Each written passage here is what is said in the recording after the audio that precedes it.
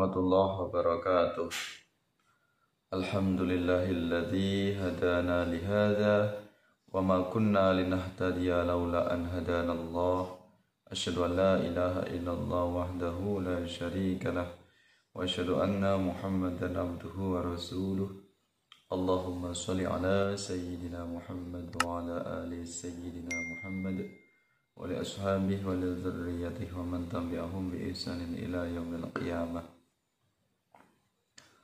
Sahabat-sahabat semuanya, para guru, para alim, para ulama, teman-teman santri, sahabat-sahabat dimanapun Anda berada, apapun aktivitas Anda, apapun profesi Anda semuanya, mudah-mudahan Anda semuanya dalam keadaan sehat walafiat, selalu dalam lindungan Allah Subhanahu wa Ta'ala. Keluarga Anda semuanya selalu diberikan kebahagiaan, keberkahan, kesejahteraan. Anak keturunan kita mudah-mudahan menjadi anak yang soleh, solehah. Mudah-mudahan segala hajat kita, hajat dunia dan akhirat dikabulkan oleh Allah Subhanahu wa Ta'ala. Terima kasih Anda semuanya, para sahabat, masih mau berkenan hadir, berkenan untuk kita saling sharing, berbagi ilmu seputar tentang Al-Quran dan hadis, juga seputar tentang akidah Ahlus Sunnah wal Jamaah. Pada kesempatan ini kita akan membahas tentang kalam Imam Syafi'i atau perkataan Imam Syafi'i yang disembunyikan oleh Salafi Wahabi. Ya. Ini ada sebuah perkataan dari mazhab kita, imam mazhab kita yaitu Imam Syafi'i, yang tercantum dalam kitab Manaqib Imam Syafi'i, karya dari Fakhruddin Ar-Razi, ya, karya dari Syekh Fakhruddin Ar-Razi, Manaqib Imam Syafi'i, yang perkataan Imam Syafi'i ini disembunyikan oleh Salafi Wahabi, atau pura-puranya Salafi Wahabi tidak tahu, atau mereka memelintir dari perkataan Imam Syafi'i ini, sehingga apa yang dimaksudkan oleh Imam Syafi'i ini bertolak belakang atau bertentangan, tidak sesuai dengan apa yang dikatakan oleh kelompok Salafi Wahabi. Kita tahu kelompok Salafi Wahabi ini paling pandai lisannya memelintir kalam para ulama salaf, ya, memutarbalikkan fakta, perkataan-perkataan ulama terdahulu. Bahkan mereka memelintir dari ayat Al-Quran dan hadis Rasulullah Sallallahu Alaihi Wasallam agar sesuai dengan kepentingannya, sesuai dengan apa yang menjadi nafsu pendapatnya, sesuai dengan kalangannya atau kelompoknya. Jadi menjadikan ayat Al-Quran, sunnah Rasulullah, hadis Nabi, perkataan ulama salaf terdahulu agar sesuai dengan kelompoknya. Sehingga dengan mudahnya kelompok di luar mereka itu mereka katakan sesat, ahli bid'ah, musyrik, kafir, zindik, munafik dan sebagainya, atau finnar, yaitu ahli neraka.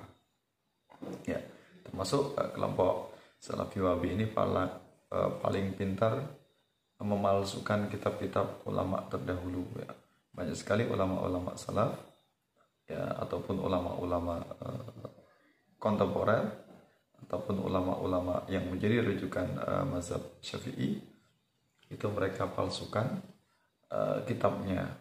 Jadi kitab yang asli itu mereka terjemahkan, kemudian terjemah itu sesuai dengan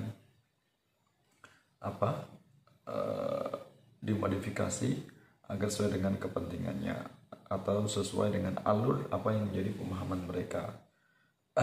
Mereka tambahi, mereka kurangi isinya, kontennya atau maknanya, sehingga seolah-olah ulama salaf, ulama terdahulu ini mereka pro atau sepakat atau sealiran dengan pemahaman mereka.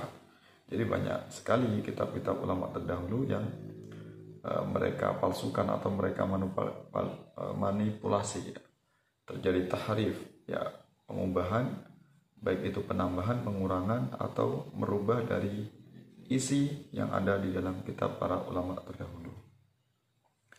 Nah, ini perkataan Imam Syafi'i yang dipelintir atau disembunyikan oleh Salafi Wahabi. Nah, seputar tentang bid'ah ya.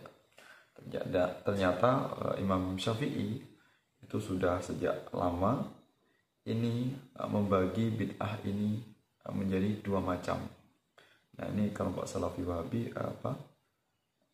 menutup mata, hanya berpatokan kepada hadis Rasulullah Shallallahu Alaihi Wasallam ya, bahwasanya segala bid'ah itu sesat, kullu bid'atin dolalah wa kullu dolalatin finnar. Itulah yang menjadi andalan hadis mereka. Seolah-olah hadis yang lain itu disfungsi, artinya tidak ada gunanya, tidak berfungsi sama sekali, semuanya kalah dengan satu kunci, yaitu kullu bid'atin dolalah. Jadi hadis kullu bid'atin dolalah itu ibarat semacam kunci Inggris ya. Kunci Inggris, dengan satu hadis itu jadi ribuan, puluhan ribu hadis Rasulullah SAW itu semuanya disfungsi, tidak ada gunanya, tidak ada manfaatnya, semuanya dibuang, kalah dengan satu hadis, yaitu kullu bid'atin dolalah ya, itu. Nah, ternyata Imam Syafi'i dalam kitab Manaqib Imam Syafi'i yang dikarang oleh Imam Fakhruddin Ar-Razi ya, ini diriwayatkan oleh Imam Baihaqi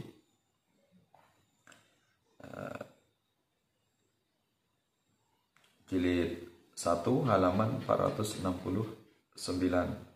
Ternyata Imam Syafi'i sejak dulu sudah membagi dua macam bid'ah ya. Bagaimana perkataan Imam Syafi'i, kita uraikan. Al-muhdatsatu minal umuri durban, ahaduhuma ma ukhditsa mimma yukhalifu kitaban aw sunnatan aw asaran aw ijma'an fa hadhihi ad-dalalah. Wasaniyah ma ukhditsa minal khair la khilafa fihi li wahidin min hadza wa hadhihi muhdatsah ghairu madhmumah ya. Al-muhdatsatu minal umur durban ya, perkara yang baru. Min durban itu ada dua hal atau dua perkara atau dua macam ya. Al-muhdatsat itu hal-hal yang baru, sesuatu yang baru. Minal umur yaitu perkara atau urusan. Durban itu ada dua macam. Ahaduhuma ya, yang pertama atau yang salah satunya di antara kedua itu, ma ukhditsa mimma yukhalifu kitaban. Ma ukhditsa ya, apa-apa yang baru, mimma yukhalifu kitaban, yang menyelisihi atau menyalahi atau berentangan dari kitaban, yaitu kitab Al-Quran. Sunnatan, yaitu sunnah Rasulullah SAW ataupun hadis. Aw asaran ya, yaitu asar sahabat atau asar tabi'in atau perkataan-perkataan ulama salaf, itu disebut dengan asar. Atau ijma'an atau perkataan ijma', perkataan atau konsensus ulama, pendapat mayoritas ulama, pendapat jumhur. Fahadhil bid'atud dolalah, inilah yang disebut dengan bid'ah dolalah. Dikatakan bid'ah dolalah itu berarti apa-apa yang baru yang itu menyalahi dari Al-Quran, sunnah, asar, dan ijma' ulama mayoritas. Nah, ini itu misalnya sholat asar menjadi 5 rakaat misalnya, atau menjadi 6 rakaat misalnya. Sholat maghrib yang semula 3 rakaat menjadi 4 rakaat misalnya, atau sholat subuh yang semula 2 rakaat ditambahin menjadi 4 rakaat misalnya. Nah, ini perkara baru yang itu menyalahi dari Al-Quran, sunnah, ijma' dan asar. Artinya perkara baru itu hal yang bersifat pokok atau yang bersifat mahduh, ibadah yang sudah ditentukan secara nas, secara syariat, yang tidak bisa diubah oleh manusia atau tidak dipengaruhi oleh keadaan. Itulah disebut dengan ibadah mahdhuh, ibadah yang bersifat spiritual artinya hubungan hablum minallah, antara manusia dengan Allah, hubungan vertikal ya. Atau disebut dengan ibadah mahdhuf. Nah, ini. Nah, maka itu disebut dengan bid'ah yang dolalah. Kemudian menurut Imam Syafi'i berikutnya, wasaniyah, yang kedua, ma'uhditsa minal khair, apa-apa yang baru yang minal khair, yang mendatangkan kebaikan, la khilafa fi, yang tidak ada khilaf atau perselisihan atau perentangan fi di dalamnya, liwahidin min hada, salah satu min hada dari ini, maksudnya tidak mempengaruhi dari 4 tadi, Al-Quran, Sunnah, kemudian ijma' dan athar. Wahadi muhdatsah ghairu madmumah. Muhdatsatun ghairu madmumah, ini adalah perkara yang baru yang tidak tercela. Ghairu madmumah berarti ini adalah, maksudnya adalah bid'ah hasanah, bukan bid'ah sayyi'ah, bukan bid'ah dolalah. Jadi kalau bid'ah hasanah ini sebuah amaliyah, sebuah ibadah yang dimensinya adalah sosial. Dia bukan bersifat ritual, bukan ibadah yang mahdhuf, tapi ibadah ghairu mahdhuf. Inilah rancunya kelompok Salafi Wahabi yang tidak bisa membedakan antara ibadah mahdhuf dan ibadah ghairu mahdhuf. Mereka hanya membedakan antara ibadah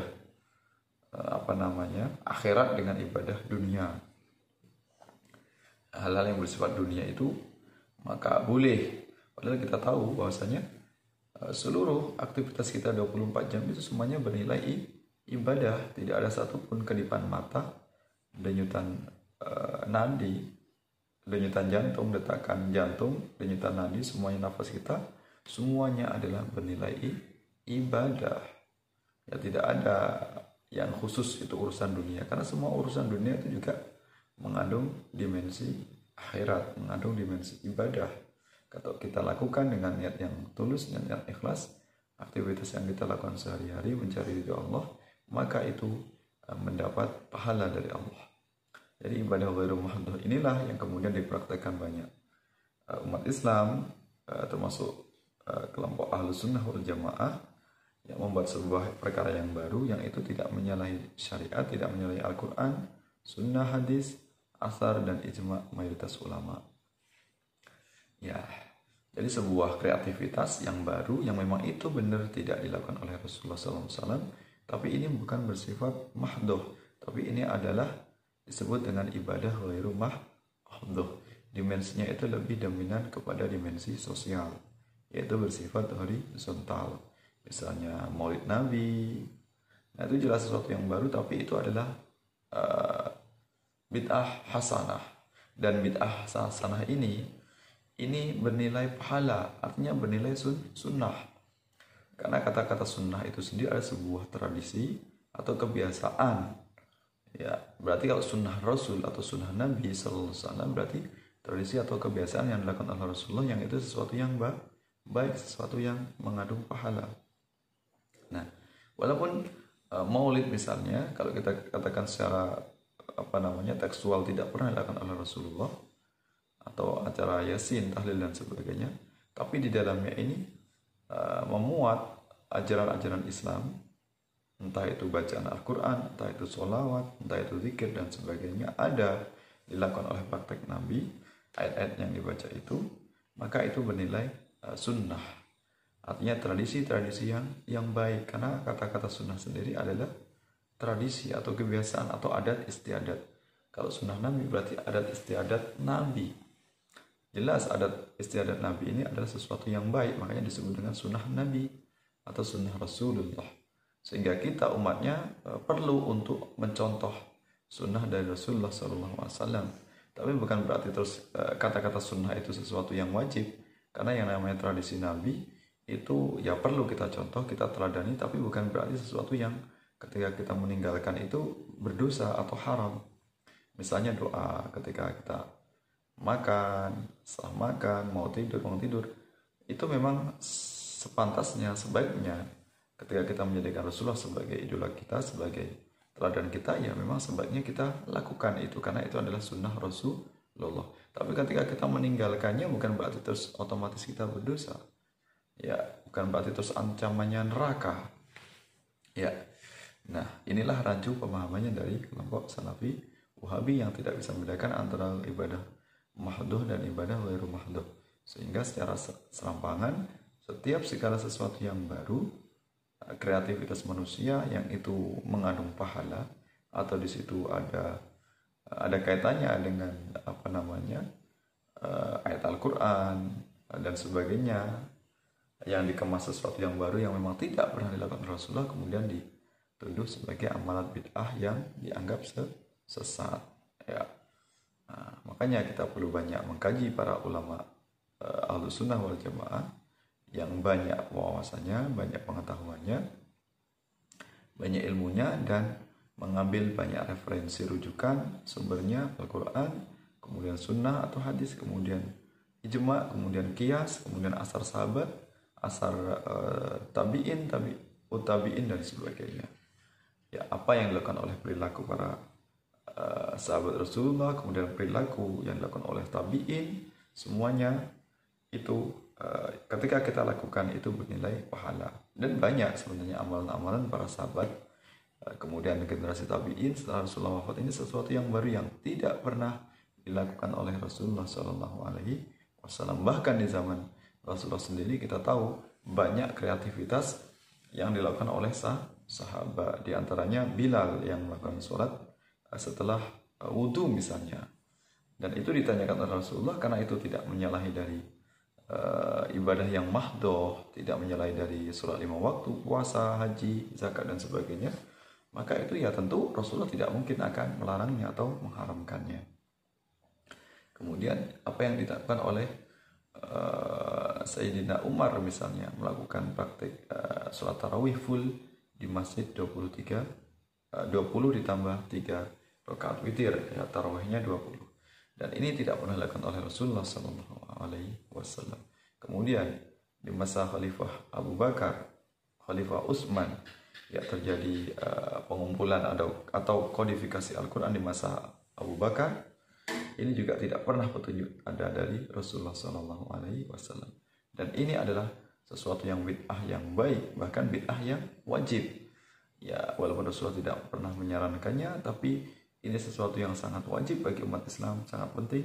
Kalau tidak dibukukan Al-Quran tentu akan bisa jadi lenyap dari muka bumi.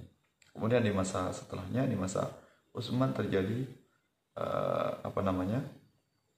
standarisasi bacaan Al-Quran, ya disatukan menjadi satu lahjah atau satu dialek, yaitu dialek Quraisy, ya agar tidak terjadi perbedaan dialek dalam pembacaan Al-Quran. Itu di masa Khalifah Utsman. Kemudian di masa berikutnya generasi tabi'in ada banyak penemuan-penemuan yang baru, ilmu nahwu shorof, kemudian ilmu tajwid dan sebagainya, yang itu secara tekstual tidak pernah dilakukan oleh Rasulullah SAW.